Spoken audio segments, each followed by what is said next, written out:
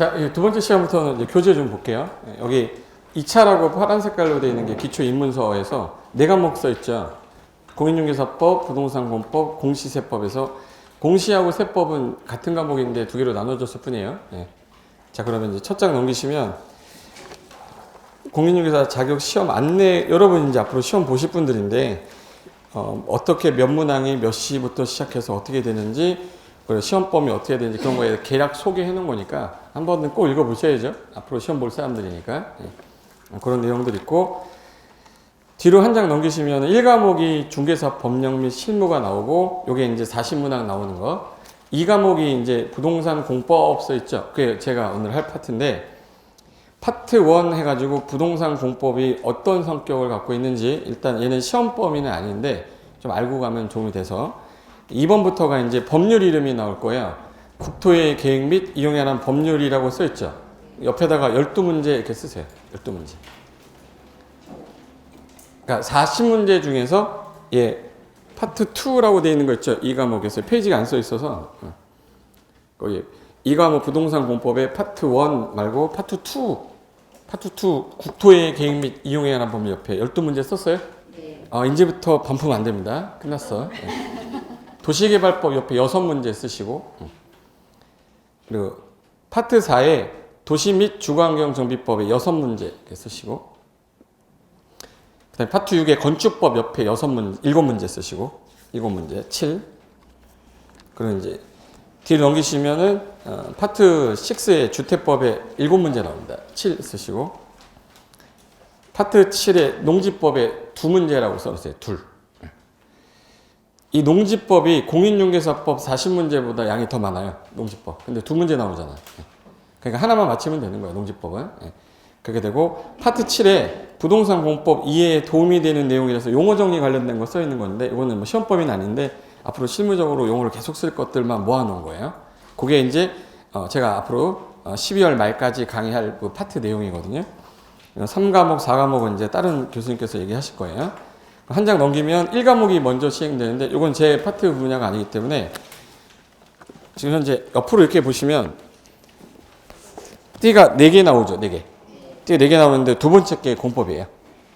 두 번째 게 양이 제일 많죠. 딱 보니까. 딱 보면 양이 제일 많잖아. 거기 두 번째 거기로 찾아가시면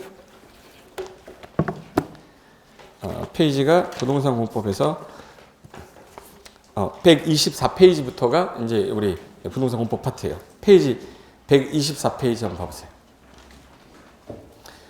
6개 법으로 구성이 되어 있는데, 그 전에 이제 법이 어떻게 구성되어 있는지를 좀 알고 그 다음에 들어가는 게 나을 것 같아서 공법이 어떤 성격 갖고 있는지 보여드린 다음에 얘가 실질적으로 이렇게 나오는구나 한번 설명할 건데, 여기 잠깐만 보실게요. 자, 여기 여러분이 제일 잘 아는 동네 서울이니까, 서울에 어디예요 여기? 잠실 제2롯데월드 착공 들어갈 때 사진이거든요. 지금 여기 우리나라 제일 높은 건물 서 있죠. 여기가 원리버 뭐예요? 한강이고, 그 다음에 이제 여기가 잠실대교고요. 이쪽이 잠실대교고, 여기 이제 이쪽 쭉 가면 이제 성남 가는 길이죠. 그리고 이쪽이 이제 강남 쪽이고, 이쪽이 이제 올림픽공원 쪽이에요. 그러면 이 부동산을 딱 봤을 때, 전체적으로 봤을 때 어디 있는 건물이 되게 높고 어디 있는 건물이 되게 낮고, 그죠? 건물의 종류도 달라. 이걸 이 사람들이 저거를 나는 20층 질 거니까 난 2층 지겠다 이렇게 진 게 아니라 20층을 질 수 있는 지역이기 때문에 20층을 진 거예요. 어떤 지역은 4층까지만 지라고 해놨기 때문에 4층만 진 거야. 그거에 대한 개념을 이제 갖고 가야 돼. 여기 볼까?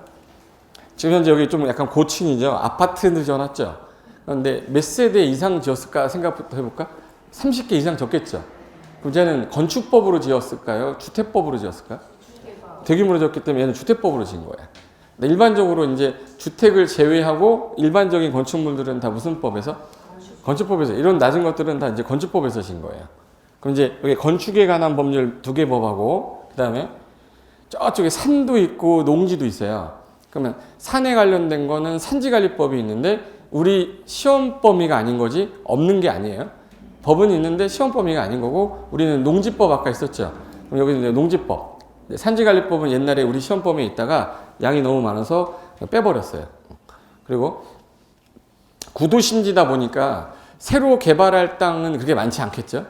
새로 개발하려는 땅은 새로 도시로 만든다 해서 도시개발법이라는 게 있고, 오래된 주택이 몰려 있습니다. 한 35년에서 40년 정도 된 주택이 하나 있는 게 아니라 막 10개, 20개가 막 물려 있어. 그러면 이거 하나만 새로 짓는 게 나을까요? 싹 밀어서 새로 정비하는 게 나을까? 싹싹 밀는 게 낫겠지. 뭐 재개발을 하거나 재건축을 하거나. 그럼 정비법이라고 그래요. 그러면 요거는 일반적으로 오래된 주택들 몰려 있으니까 새로 이제 싹 다시 한번 해봅시다 해서 도시 및 주거 환경 정비법인데 줄여서 그냥 정비법 이렇게 얘기합니다. 도정법이라고도 하고. 근데 여기 좀 새로 신도시를 좀 만들고 싶다. 아직까지는 개발이 안 됐다. 도시로 개발하기 위한 법에서 도시개발법 이렇게 나와요. 그럼 현재 법률이 이 토지 관련된 것들이 이거 딱 미는 거기 때문에 얘는 건물 짓는 거니까 건물 관련된 거죠. 토지 관련된 법이 지금 현재 몇 개? 3개. 건물 관련된 게 2개. 하나가 없죠. 하나가 이제 전체 통 아우르는 게 있어요. 이게 국토의 계획 및 이용에 관한 법이라고 해서 아까 12문제 잠깐 쓰라고 했던 거 있죠. 이 12문제더라고요. 그래서 우리나라 대한민국에 국토라는 뜻이 전국 토지를 줄임말이에요. 전국 토지에 앞으로 이렇게 계획을 짜놓을 테니 이 계획에 맞춰서 당신은 개발하시고 이용하십시오 해서 국토의 계획을 짜면 당신은 이 계획에 맞게끔 이용하세요. 법률로서 규제하겠다. 그래서 국토의 계획 및 이용에 관한 법률인데 너무 길어서 그냥 국토계획법 이렇게 할게요. 입법자들이 국토계획법이라고 쓰니 우리도 국토계획법이라고 하는 거예요. 그럼 이제 이게 강이남이거든요. 강보다 이남이면 강남이죠. 이게 강남이에요. 그럼 강북으로 한번 가볼게요. 건대 쪽으로. 자, 이게 북쪽이에요. 근데 여기 보니까 여기는 좀 개발이 좀 덜 됐고 여기도 개발이 좀 안 됐죠. 그럼 여기는 개발하라는 얘기예요? 개발하지 말라는 얘기예요? 하지 마. 이거는 도시지역 내에서도 주거용지가 있고 상업용지가 있고 공업용지가 있는데 이거 다 개발되면 나중에 이거 쉴 공간도 없죠. 숨 쉴 공간은 둬야 되는 거 아니냐. 그래서 중간에 녹지로 보존하라고 여기는 녹지적으로 돼 있는 지역이에요. 개발이 안 됩니다. 해도 할 수 있는 게 한정이 돼 있어서 많이 개발이 안 돼. 수익이 없으니 개발을 안 하겠죠. 근데 여기 같은 경우는 기반시설도 잘 돼 있는 편은 아니죠. 아까 강남하고 좀 다르죠. 강남은 일자로 이렇게 막 돼 있었죠. 이렇게. 기반이 잘 돼 있는 편인데 강북은 예전부터 개발이 된 지역이다 보니까 약간 기반시설 열악한 편이에요. 근데 저기는 기존에 있던 걸 정비를 해서 새로 지어놓은 거고 여기는 이제 새로 할 곳이야. 정비를 새로 할 곳입니다. 그럼 여기 지역을 싹 밀게 되면 당연히 단독주택 다시 짓까요? 이렇게 높은 아파트 같은 거 고층 건물 지어야 돼. 아파트 지어야죠. 주택이니까. 그래서 얘네 싹 밀어서 여기다 이제 아파트 짓고 여기는 재개발을 할 지역이다 해서 재개발이 끝나고 나면 우리나라는 거의 99.9%가 뭐죠? 아파트 지어요. 그럼 이런 것들 져가지고 이제 이 동네를 살렸는데 옛날에는 요거를 지역적으로 하나만 묶어서 했다가 서울특별시장으로 2003년에 있던 분이 이명박 전 대통령이 서울시장이었잖아요. 서울시 시장이었던 건 아시죠? 왜 눈을 왜 깜빡거려? 서울시장일 때 노무현 대통령 밑에 있었어요. 그때 당시에 청계천 복원 사업을 하겠다고 했고 두 번째로 했던 게 뉴타운이었었어요. 뉴타운이라는 건 강남 지역은 개발이 정비가 잘 돼 있는데 이 강북 지역은 너무 허술하게 돼 있고 부분 개발 정비를 하다 보니까 얘랑 지역적 연계가 안 되니 광역적으로 정비를 해서 새로 미니 신도시를 만들자 해서 뉴타운 이렇게 한 거예요. 뉴타운 할 때 이 재개발 구역이 9개 정도 재건축이 다 포함해서 그걸 쭉 했던 게 뉴타운이었었어요. 근데 서울특별시장이 진행을 하다 보니까 법률로 할 수가 없었고 서울시 조례에 의존할 수밖에 없었어요. 그러니까 법률적인 완비가 안 돼 있다 보니까 뉴타운 1차 뉴타운 발표할 때 그럼 일단 강북 쪽이 많았겠네, 강남 쪽이 많았겠네. 강북이 많았겠죠. 강남은 정비할 게 많지 않거든. 새로 개발된 곳이라 영동지구는. 근데 강북 쪽을 보니까 뭐 군데군데 너무 많은 거예요. 그래서 제일 전접한 지역을 좀 먼저 하자 해서 1차 뉴타운을 발표할 때 3군데를 발표했어요. 첫 번째 발표한 데가 어디였을 것 같아? 자동차 먹는 먹인데. 자동차가 뭐 먹고 다니지? 기름 뉴타운. 그래서 기름 뉴타운이 먼저 딱 나왔어요. 센스가 없어가지고 바로바로 들어보기. 기름 뉴타운 나오고 그 다음에 두 번째로 발표된 데가 어디야?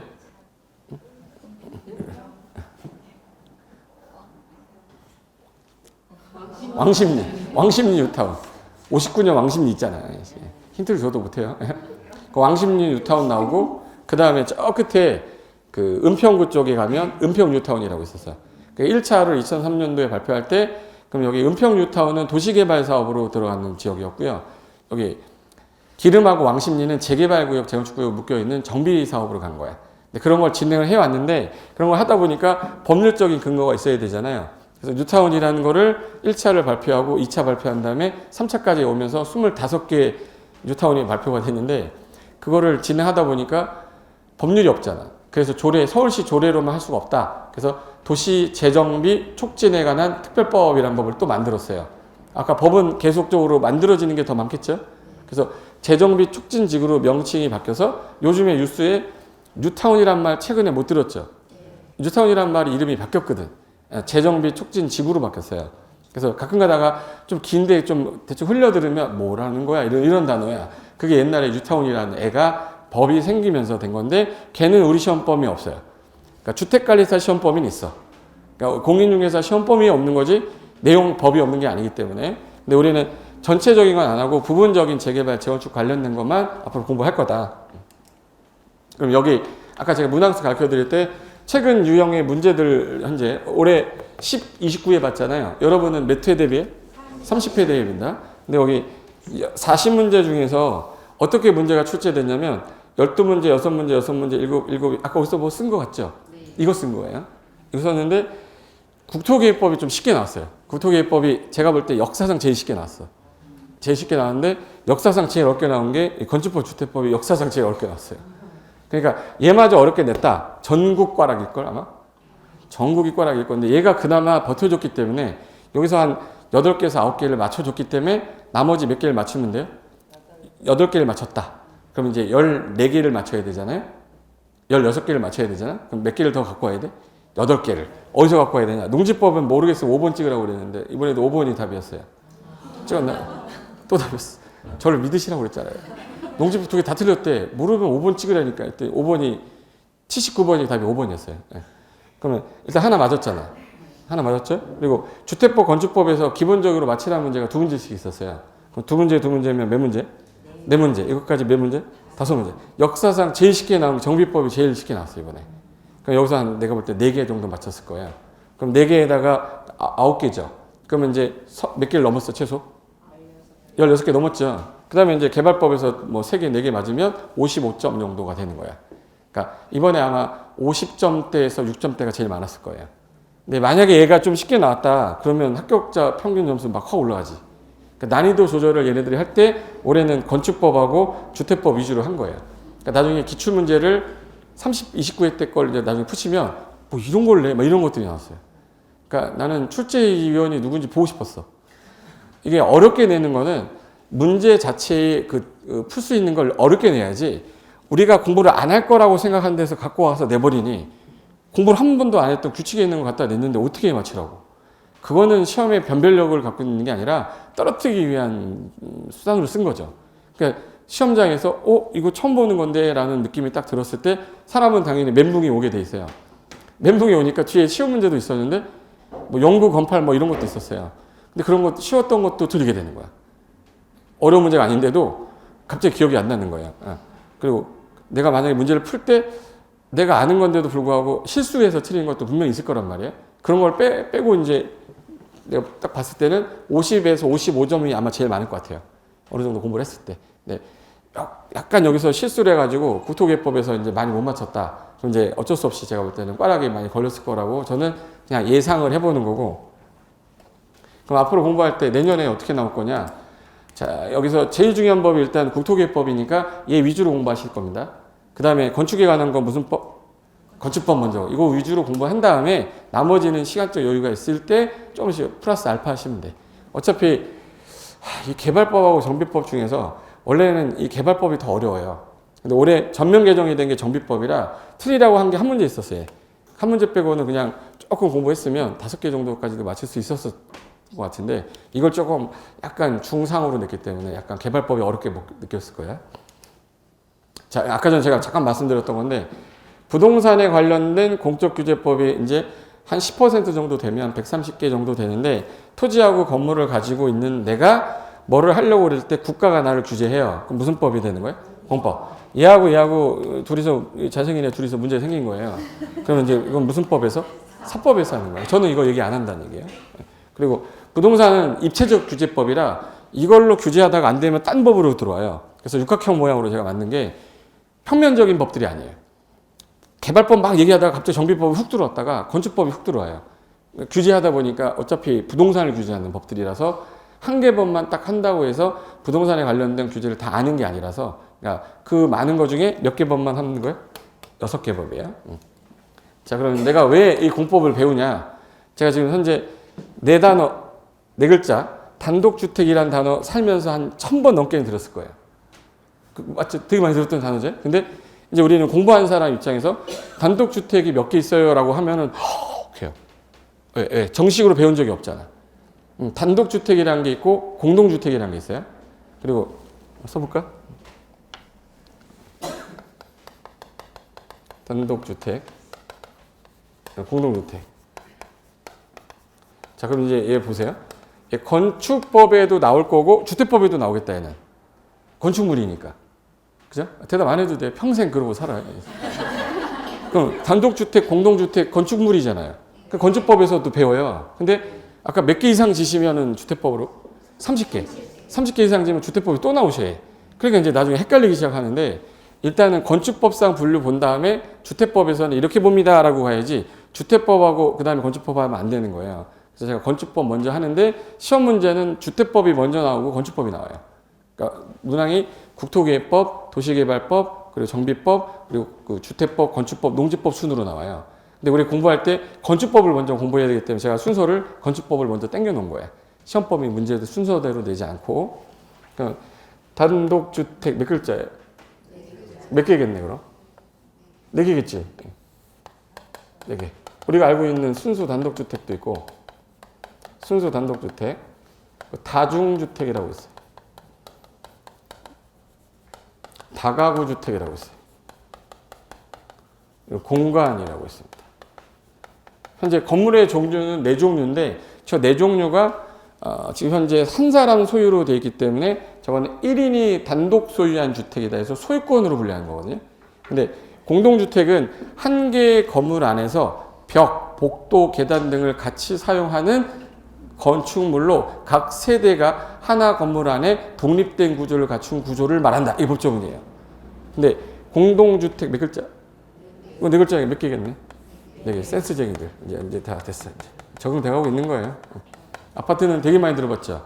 원래는 정식 명칭 아파트 먼트인데 우리 그냥 아파트라고 그래요. 아파트. 그리고 일단 연립주택도 있고, 연립주택 있고, 다세대 주택이라고 있어요. 다세대 주택. 처음 공부하시는 분은 그 기숙사까지 이렇게 종류가 많았어? 이렇게 생각하실 분도 있어요. 그리고 여러분이 듣지 못했던 단어들도 있어요. 혹시 빌라란 말 들어봤죠? 빌라, 뭐 예를 들어서 도시형 생활주택 이런 거 들어보셨잖아요. 그럼 걔네들, 빌라란 말은 법률이 없고 다른 것들을 부르다가 표현을 좀 바꾼 거예요. 빌라라는 건 정식 명칭이 아닙니다. 연립하고 다세대를 빌라라고 표현을 한 거예요. 자 보세요. 공동 소유한 거예요. 하나의 건물 안에 구분해서 소유권을 갖고 있어요. 공동 소유의 뜻이 아니야.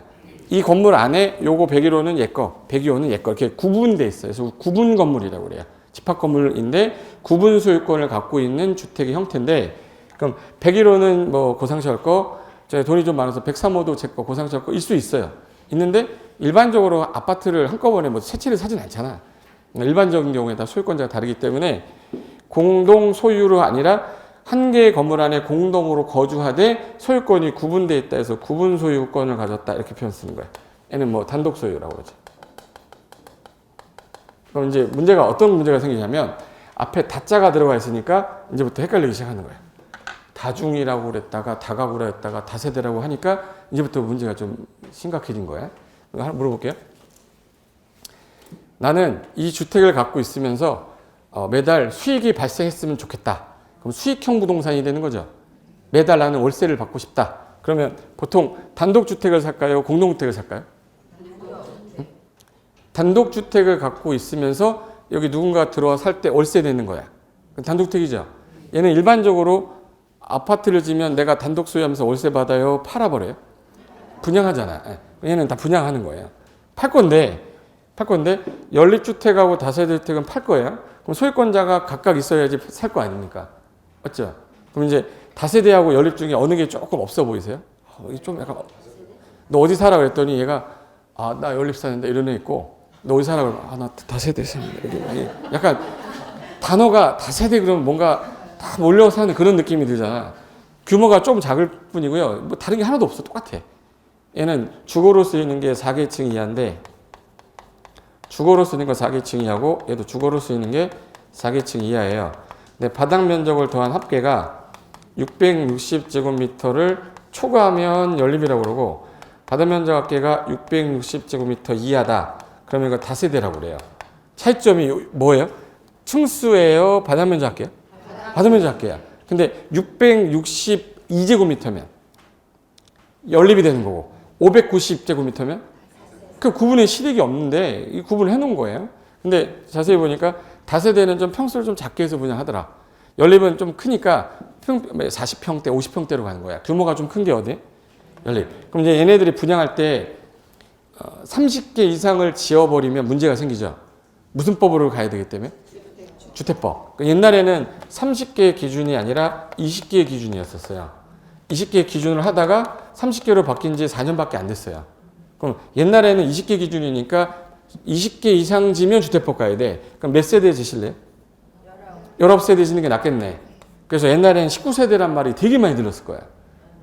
19세대인데 뭐 들었을 거예요. 들었을 건데 지금 내가 만약에 연립이나 다세대를 분양해서 팔아버릴 건데 19세대를 지면 건축법을 받는 거고 20개를 지면 주택법을 가야 돼. 주택법 가면은 견본주택을 만들어야 돼요. 그리고 입주자 모집해가 청약 넣어가지고 당첨되면 줘야 돼. 그럼 불편하죠. 그럼 주택법 가실래요? 건축법 가실래요? 그래서 19세대 줘서 팔고 그 다음에 19세대 줘서 팔고 이렇게 팔았어요. 기억나세요? 어렸을 때? 근데 다세대를 분양한다 이렇게 하면은 그럼 선착순으로 분양을 하는 거기 때문에 먼저 온 사람하고 계약을 쓰면 돼. 근데 이걸 사람들한테 알려야 되는데 알릴 수가 없잖아요. 청약을 받는 것도 아니기 때문에. 그래서 제일 많이 썼던 게 뭐예요? 힌트 줄게. 제일 많이 썼던 게 있어요. 이걸 썼어요. 전봇대. 전봇대 썼어요. 초성으로 하면 못 맞히더라고. 전봇대. 전봇대에다가 나무 판때기 2개 딱 해놓고 천 조가리 하나 해놓죠. 뭐 이렇게 8천만 원에 내 집이 뭐 이렇게 써 있어요. 써 있어. 그리고 밑에 전화번호 써 있고. 그래서 그때 다세대 뭐 분양한다 사진 껴 있고 방 3개 뭐 이렇게 써 있잖아요. 이건 선착순 분양이라서 그래요. 근데 아파트인데 이렇게 분양합니까? 일간신문에 공고 때리죠. 입주자 모집 공고 때리는 거잖아. 그러니까 이제 주택법을 받게 되면 그렇게 분양을 해야 되는데 건축법을 받으면 일반적으로 내가 지어서 팔면 돼. 건축업자가 되는 거야. 집장사 하는 거니까. 그러면 이 사람들이 19세대를 지어서 팔면 되는데 다세대란 말을 쓰니까 사람들이 왠지 기분이 별로 안 좋은가 봐요. 옛날에 우리는 몇 세대가, 몇 인 가구가 제일 많았죠? 4인 가구가 많다 보니까 4인 가구 달라면 방이 3개 정도 나와야 돼. 엄마, 아빠, 아들, 딸이다. 그럼 방이 몇 개 나와야 돼요? 4개면 각방 쓰진 않잖아, 부부가. 그러니까 방 3개 거실 하나 하잖아요? 그게 몇 평형대예요? 30평형대란 말이에요. 30평형대인데 다세대는 그 평형대 정도 되면 이게 면적이 걸려, 이게. 660 초과해버리기 때문에. 그러다 보니까 좀 작은 평형대가 다세대가 나올 수밖에 없어요. 그럼 다세대를 분양한다고 그러니까 없어 보이니까 빌라를 하자 이렇게 했어요. 그래서 빌라 분양 이렇게 써 있는 거야. 그러니까 다세대가 막 분양이 잘 되니까 연립주택 진 사람이 열받죠. 쟤만 빌라란 말 쓰니까. 그럼 나도 뭐라고 쓰자. 빌라. 그래서 빌라가 이 둘을 얘기하는 거예요. 그러니까 왠지 뭐 미국적인 양식의 뭐 어떤 주택 같고 느낌이 들잖아. 비버리 힐즈 막 갖고 막. 예. 그래서 빌라란 말을 쓰다가 지금 현재는 빌라란 말을 쓰면 이거 좀 안 되는데 워낙에 많이 쓰던 용어다 보니까 그렇게 쓰는데 우리는 빌라 보여주세요 라고 하면 아 다세대나 연립 보러 왔구나 이렇게 생각해야 돼요. 근데 저기 다가구 가지고 빌라 보여주고 있으면 말이 안 되는 거잖아. 그럼 일단 요 둘의 차이점 이건데 요 다세대라고 써 있어요. 여기 뭐라고 써 있는? 다가구. 다가구고 여기는 다중이라고 돼 있어요. 근데 얘는 무슨 주택에 들어가네? 그럼 1인 소유에 대한 해당 거니까 구분 등기가 안 된다는 뜻이에요. 그러니까 이 건물 자체가 한 사람 건데 요 방이 따로따로 나눠져 있잖아요. 거기에 들어가서 뭐 들어가는 거예요? 이제 전세나 월세 들어가서 그 금액을 매달 내고 사용하는 거예요. 주인이 이제 뭘 받는 거네? 뭐? 월세를 받는 거잖아요. 그러니까 수익형 부동산인 거야. 근데 얘는 층수가 3계층 이하로 지라고 돼 있고 얘도 3계층 이하로 돼 있어요. 주거로 쓰이는 거가 얘는 바닥 면적 합계가 330제곱미터 이하여야 되고 얘는 660제곱미터 이하인데 19세대 이하가 거주할 거 돼 있어요. 그리고 얘는 독립된 구조를 갖추지 말 것. 이게 정의예요. 법조문에 써 있는 것만 제가 축약해서 쓴 거예요. 예. 그러면 다가구하고 다세대하고 가만히 보니까 바닥면적 계획은 똑같네. 근데 층수가 얘는 주거로 쓰이는 게 몇 개? 얘는 몇 개요? 4개. 그러면 둘 다 4층 질 수 있어, 만약에. 그럼 얘는 한 층을 주택으로 못 쓰네요. 그럼 한 층을 뭘로 쓰면 돼요? 상가 쓰면 되지. 상가를 1층에다 해놓을까요? 저 4층에다가 아무도 안 오게 해놓을까? 네? 네? 1층에다 해야죠. 그럼 1층에다가 뭐를 빼고? 상가 빼고 2층, 3층, 4층은 뭐가 돼요? 주택이야. 지나가다가 1층에 상가인데 집 있어. 뭐야? 다가구야. 근데 건물 보고서 이제 무슨 주택인지 맞춰야지. 그럼 이제 주인은 어디 살겠네? 옥상. 근데 옥상에 딱 보면 이게 삼각형 같이 이렇게 해서 지붕 모양이 된 다가구가 있어요. 이렇게 보면 지울까? 투지면 여기다가 이렇게 집져놨어. 1층, 2층, 3층, 4층인데 주거로 쓰이는 거는 몇 개까지밖에 안 된다고 그랬죠?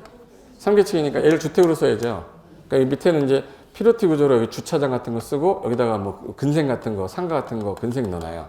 그리고 이제 쪼개놓고 202호, 202호, 302호, 402호, 그리고 이제 302호, 401호. 보통 주인이 여기 살잖아. 그리고 이제 최근에 지붕을 지을 때 다락방이라고 있어요. 다락이 1.8m 경사 지붕일 때는 바닥 연면적이 안 들어가요. 바닥 면적이 산입이 안 돼서 이렇게 생겼어요. 그럼 이제 여기 계단 같은 거 이렇게 만들어 이렇게 올라가면 이제 다락방 같은 게 나와요.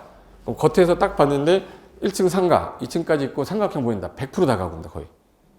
그러니까 외관 보고 맞힐 수 있는 거는 법의 내용을 아니까. 이거 다가구 져놨구나 이렇게 보이는 거야. 근데 얘 같은 경우는 다세대죠. 주거로 쓰이는 게 몇 개 층까지래? 4개 층이니까 4층 졌죠.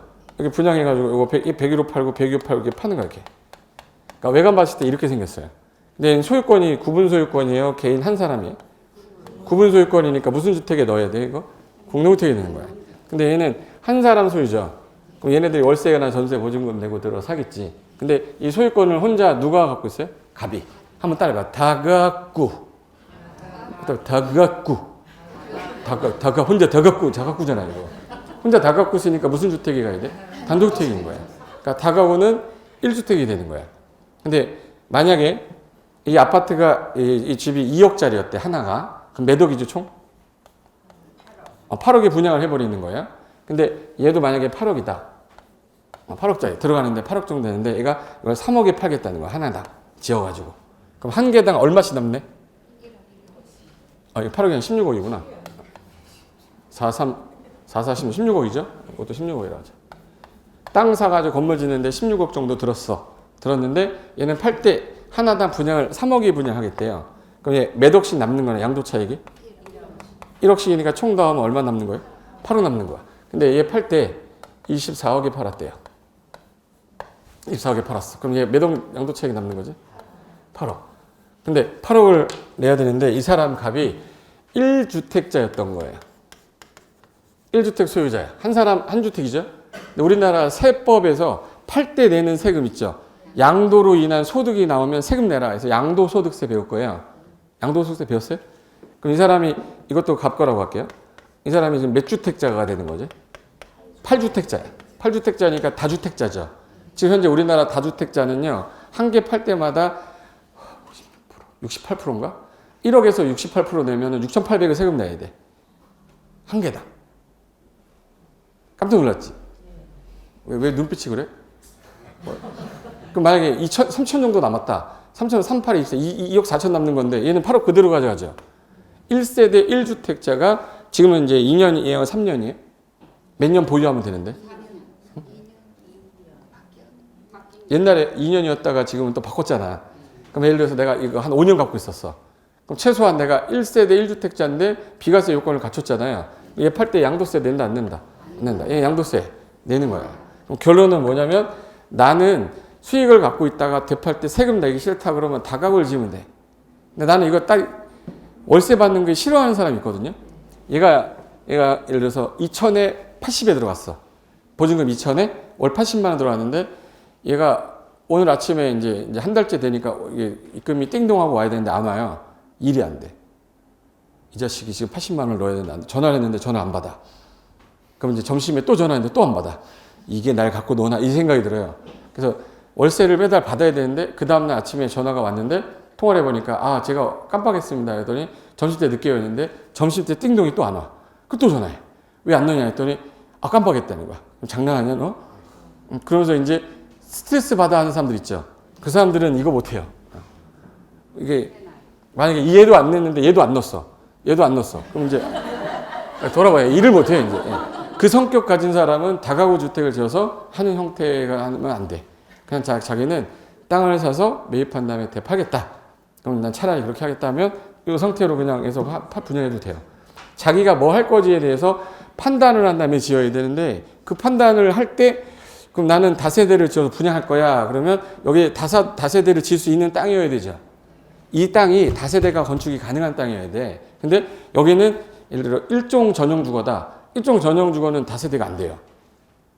일종 전용 주거라는 용도 지역을 가진 땅은 다세대가 안 돼요. 그럼 다세대가 안 되면 저 땅을 소개시켜주면 나는 끝나는 거야. 제 말 이해됐어요?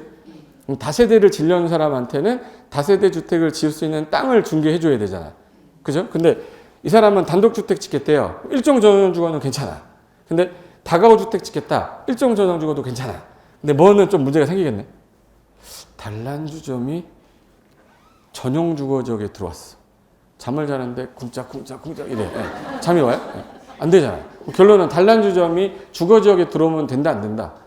아 그러면 용도 지역별 건축 제한을 하고 있구나를 이해해야 돼요.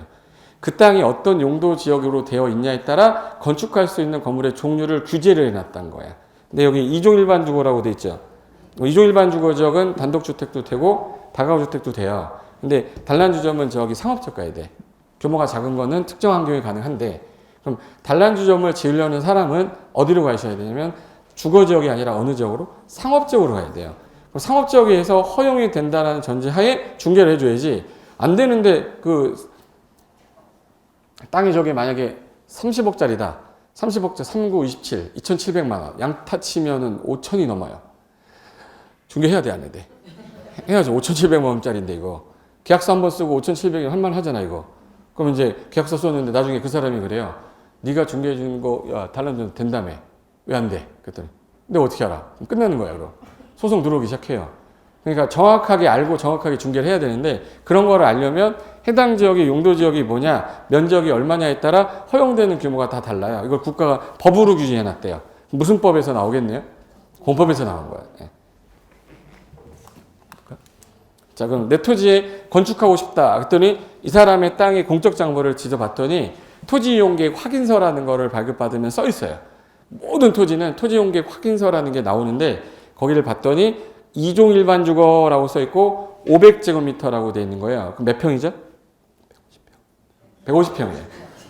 제곱미터 보고 몇 평인지를 맞춰야 내는 뭐 시험 문제 나오진 않겠지만 상식으로 500제곱미터는 150평입니다. 여기다가 0.3025 곱하면 나와요. 너 어떻게 했어? 제가 머리가 좀 좋아요. 0.302를 딱 때려보니까 바로 150평이 나오더라고요. 외웠어, 내가 외웠어. 기분 나쁘세요? 그러면 150평 땅에 2종 일반 주거 땅에다가 단독주택을 이걸 짓겠다. 이거는 도라이라고 하는 거예요. 왜 도라이라고 하냐? 단독주택 짓는데 몇 평 정도면 충분할까요? 일반적으로 전원주택이나 단독주택이면? 이제 여기서 뭐가 나오냐면 건폐율 개념이 나오고요. 평수에 대한 개념이 나오는 거야. 근데 처음에 접근할 때 공법을 너무 어렵게 접근해버리면요. 앞글자 따다가 인생 끝나, 이거. 너무 양이 많기 때문에 앞글자를 안 딸 수가 없어요. 근데 앞글자를 딸 때 이해가 된 다음에 따면 맞아, 그때 들어온 것 같아 하면서 이해가 됐기 때문에 앞글자도 외워지지 앞글자가 무작정 외우라고 해서 외워지면 이 시험 다 합격하게.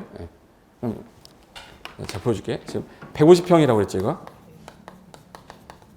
근데 우리나라는 일반적으로 단독주택을 짓는다 그러면 제일 원하는 평수가, 건물의 평수가 40평이에요. 40평이야. 근데 이 사람 땅이 지금 현재 150평인데 2종 일반 주거지역이라고 돼 있는 이 땅은요, 우리나라는 건물의 규모를 제한한다고 해서 건폐율이라는 게 나오고 용적률이라는 게 나와요. 그럼 건폐율은 여기 몇 프로 돼 있냐면 여기 60% 돼 있고 용적률이 서울시는 200%로 돼 있거든요. 원래는 200%인데 시행령에서는 250%니까 조례는 시험이 안 나오니까 제가 시행령으로 설명할게요. 그럼 이제 60%, 250% 해석을 해야 되는데 건폐율이에요. 세울 건 덮을패예요. 내가 이 땅에다가 세워서 덮는 면적이에요. 그럼 건축물이 덮어버리면 건축물의 면적이겠죠.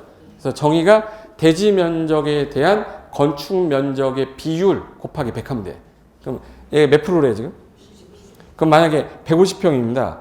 그럼 여기다가 100분의 대지 면적 150평분의 건축 면적이 지금 X죠. 이렇게 하자. 계산하는 방법 잘 해줄게. 자, 대지 면적이 몇 평인데? 150평인데 현재 내가 지으려는 면적이 건축 면적을 얼마까지 짓냐가 궁금한 거잖아. 근데 최대로 지면은 곱하기 100 했을 때 몇 프로까지만 지을 수 있다는 거예요? 그럼 여기서 우리가 계산하기 쉬운 방법은 잘 봐요. 이 150에다가 이거 일로 곱하면 되는 거죠. 150에 이거 곱하면 되니까 0.6 곱하면 되겠네. 6, 5, 30, 6, 1은 6, 90평 진다. 90평. 건물 90평 지는 거예요. 최대로 졌을 때 몇 평이 나온다는 얘기예요? 90평. 90평에서 한번 살아보신 적 있어요? 90평 살아본 적 있어요? 문 열고 들어가서 내 안방까지 가는데 1분 걸릴걸? 여기 보고 저기 보고 하면서 갈 거 아니에요? 너무 크잖아. 우리가 원하는 평수도 몇 평인데? 40평인데. 그럼 40평 정도 되려면 대략 한 80평이면 충분할 걸 150평 땅을 사면은 안 되잖아요. 그죠? 그러면 중개를 하는 사람 입장에서는 단독주택인데 150평은 너무 크니까 자릅시다. 잘라서 자르면 몇 평 되는 거죠, 이거? 자르면 몇 평이 되는 거예요? 내가 너무 어려운 걸 물어봤어요? 75평이잖아. 75평이면 단독주택 두 채 지면 되겠네. 단독주택 두 채 지면 되니까 하나는 내가 분할해서 하나는 내가 갖고 있고 하나는 갖고 있다가 나중에 짓거나 되팔면 되죠. 그러니까 저 150평을 다 질 필요는 없는 거잖아. 결론은 단독주택을 지으려는 사람한테는 어떤 용도 지역이 되는지 알아야 되고 얼마 정도 규모가 지을 수 있는지 알아야 되고 그 다음에 여기다 지었을 때 어떤 절차로 하는지를 알아야 될 거 아니에요. 그게 다 이제 국토기획법하고 건축법에서 나오는 내용이라는 거야, 이게. 그러니까 실무예요, 이론이 이거? 실무예요. 그러면 여기 다가구 주택을 짓겠다 그러면 얘는 가구수가 되게 많이 나오겠다, 그죠? 가구수 되게 많이 나와서 단독주택인데 다가구는 분양하는 게 아니라 뭐 받는 거라고 그랬어요? 세금 받는, 월세 받는 거예요. 그럼 요거를 짓겠다. 얘도 가능해요. 가능해? 근데 단란주점을 여기다 넣겠다. 단란주점이 여기 들어오면 돼, 안 돼? 안 돼. 단란주점은 상업지역 가세요. 허가 안 납니다. 내려라. 그럼 내 토지에 어떤 건물을 질 수 있냐 없냐에 대한 규제를 해놓고 있고 얼마 정도의 규모까지 나오고 이런 것들을 하나하나 규제한 게 공법이라고 생각하시면 돼. 우리 실질적으로 저런 거를 이제 공부할 건데 벌써부터 딱딱해지기 시작했죠? 사람은 부드러운데 과목이 그래. 과목은 미워해도 사람은 미워하지 마세요. 사람. 어쩔 수 없이 내 선택한 거니까. 그래서 제가 좀 전에 이 땅이 아까 2종 일반 주거라고 써 있었잖아요. 2종 일반 주거 지역이라고 써 있는데 어떤 땅은 상업지역이라고 써 있고 어떤 땅은 농림지역이라고 써 있고 이게 용도가 우리나라 21개로 나눠져 있어요. 대한민국 땅 어딜 가든 이 21개 중에 하나가 나오게 돼 있어요. 그걸 용도지역이라고 하는데 얘는 개발하세요라고 해놨고 얘는 보존하세요라고 해놓고 개발 용도는 우리가 도시지역이라고 하고요. 나머지는 옛날에는 준도시, 농림, 준농림, 자연환경 보존지역에서 크게 5개로 나눴었다가 지금은 4개로 통폐합이 됐는데 제가 왜 5개였는데 4개가 됐냐 이거를 알면 법 이해가 쉽기 때문에 제가 설명을 미리 드리는 거예요. 그럼 여기는 주로 뭐 할 땅이라는 거예요? 개발하라는 거예요. 여기는 주로 뭐를 해라? 보존을 해라. 둘 중에 하나로 이제 구분을 해놨는데 이거를 옛날에 통칭해서 한꺼번에 부를 때 용도지역이라고 했던 거예요. 근데 용도지역을 하다 보니까 난개발이라는 게 스물스물 나타난 지역 때문에 문제가 생겼어요. 옛날에 요거는 도시계획법이라는 법에서 관리했고요. 도시계획법. 나머지 비도시 지역은 국토이용관리법이라고 있었어요.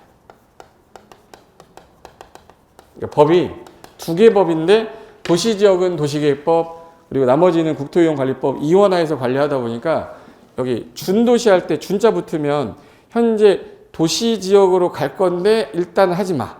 준에서 관리하겠다 이런 뜻이에요. 농림지역이면 농지하고 산림을 줄인 거예요. 그러니까 농지하고 산림 있는 지역은 농림지역으로 보존하겠다. 근데 개로 지정하기 조금 애매해서 개발을 좀 풀어놓은 게 준농림지역이에요. 그리고 느낌 딱 봐보세요. 자연환경 보존지역 느낌 어때요? 개발하지 말란 뜻이 확실하죠. 그럼 여기 5개 중에서 제일 가격이 좀 쌀 지역이라고 한다면 어디가 제일 싸겠네. 그렇죠. 이제 감으로 잡는 거 감으로. 자연환경 보존 지역이 제일 싸겠구나. 그리고 제일 비싼 지역은 어디겠네? 도시 지역이 제일 비싸겠지. 근데 도시 지역은 또 사람이 몰려 살다 보니까 세분을 또 한 거예요.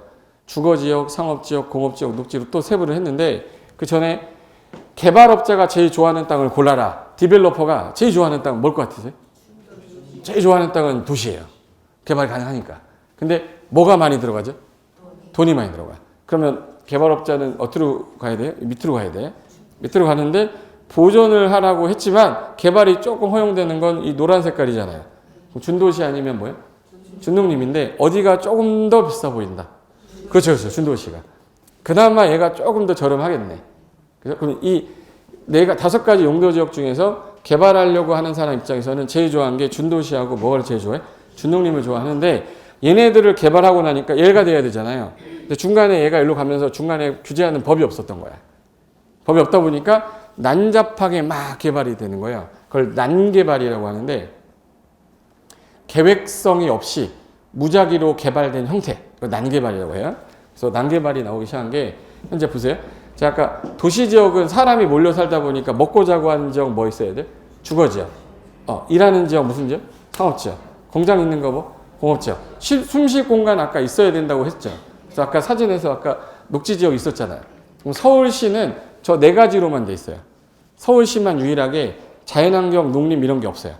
다른 시는 전부 다 농림도 있고 자연환경도 있고 섞여 있는데 서울특별시만 도시로 돼 있어요. 서울특별시에서 뭐 이 4가지 중에 어느 게 제일 많아 보이세요? 서울시 땅에 제일 많은 거. 주거지역이 50%입니다. 49.8%니까. 그러니까 서울 땅의 절반이 도시지역 중에 주거지역이고 두 번째로 많을 것 같은 땅이 어느 것 같으세요? 녹지지역이에요. 녹지지역이 40%입니다. 그러니까 서울의 땅의 절반이 주거, 절반 거의 가까이가 녹지예요. 그 다음에 세 번째로 많은 게 뭘 것 같으세요? 한 개를 못 맞춰요. 공업지역입니다. 공업지역이 5% 정도 되고 저기 그 상업지역이 4% 정도 돼요. 그러니까 뭐가 제일 적다는 얘기네. 근데 신기하게 우리는 상업에서만 일을 하고 거기에 상주하고 계속 오래 있으니까 상업이 많은 것처럼 보이잖아. 근데 상업지역이 제일 적어요. 제일 적으니까 가격이 비싸겠지. 예. 주거지역이 상대적으로 제일 뭐야? 주거지역은 지금 현재 서울시 내 전체인데 얘는 띄엄띄엄 조금씩 껴있는 거고 서울시 외곽은 거의 대부분이 녹지지역이에요. 개발제한구역으로 자연녹지로 돼 있어. 좀 이렇게 돼 있는데 비도시 지역은 아까 여러 개로 세분됐는데 이게 합쳐진 이유가 뭐냐? 그거 한번 볼게요. 아까 전에 봤던 그 제2롯데월드 옆에 공사하고 있을 때 자, 여기 롯데월드죠. 제가 보성고등학교 나왔거든요. 여기 앞에서 쭉 가면 여기 보성고등학교 있어요. 올림픽공원 앞에. 그러니까 고등학교 때, 중학교 때인가? 중학교 때 얘가 나왔을 거야. 저 중학교 때인가 나왔는데 그 잠실 앞 사람들이 전부 다 이렇게 농성을 했어요. 놀이기구가 들어오면 첫편 나오고 뭐 때문에 복잡하고 시끄럽다. 그래서 뛰들고 농성하니까 자유이용권을 줬어요. 자유이용권을 몇십 장씩 각 집마다 줬어요. 그래서 그 자유이용권 갖고 탔던 기억이 나는 적이에요. 저희. 그러니까 고등학교 때 무조건 중간고사 끝나면 달려갔어. 바이킹 타러. 근데 그때 당시에 요거 들어오기 전에 이 주변에 이렇게 큰 건물이 있었을까요? 제가 어렸을 때 봤을 때 없었어요. 다 그냥 12층에서 15층 아파트였어. 다.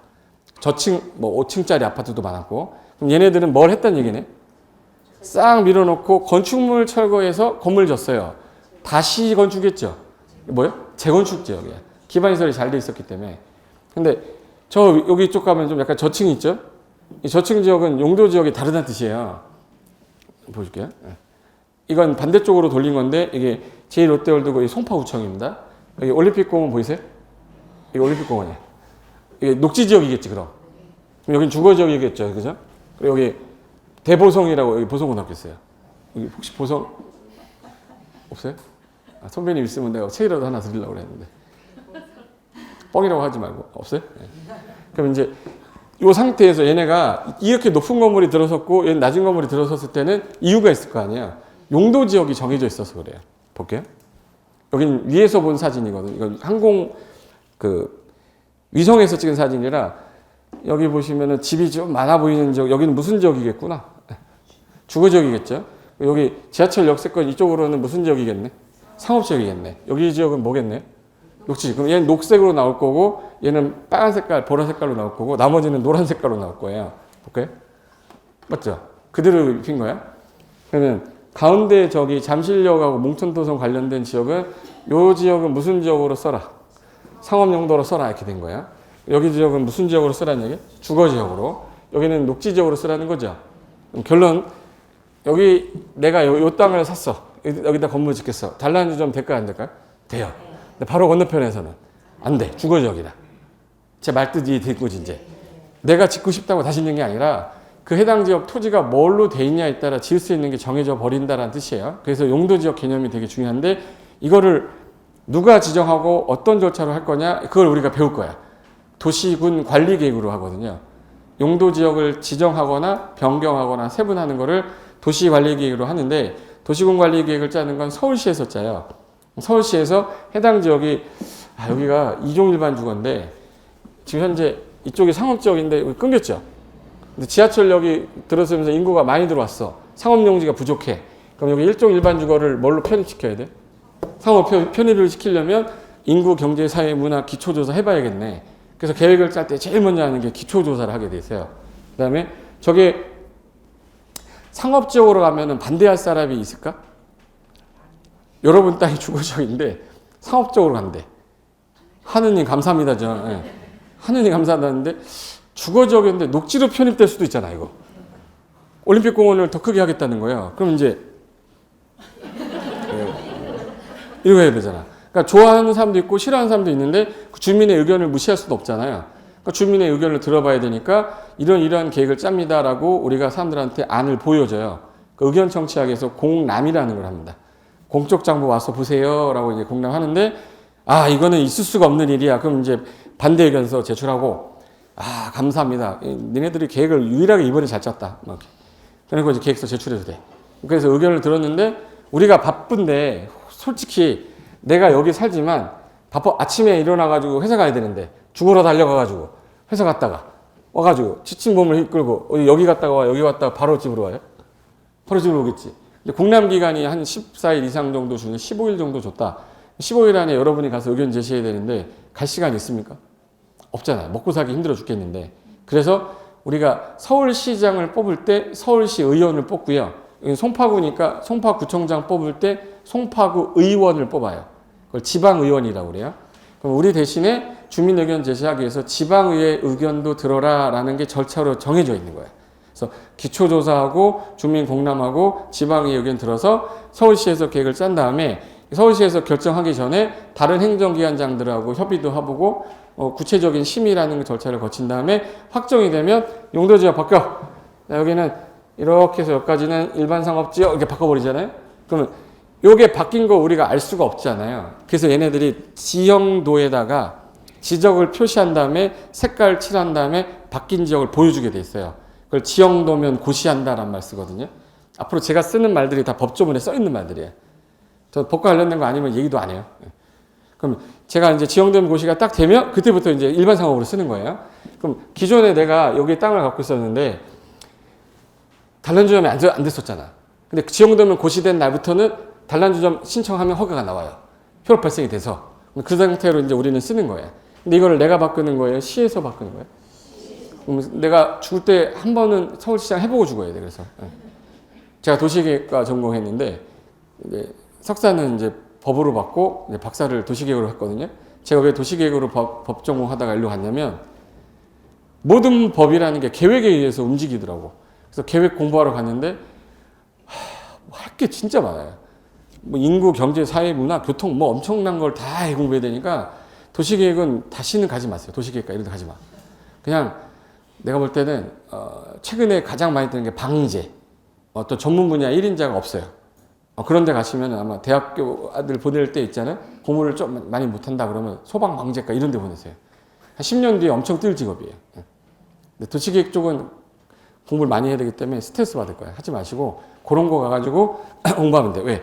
도시계획 안에는 방제도 들어있고 재해 막기 위한 것도 들어있고 있는데 각 분야의 전문가들 모아놓고 하나의 계획이 나와야 돼요.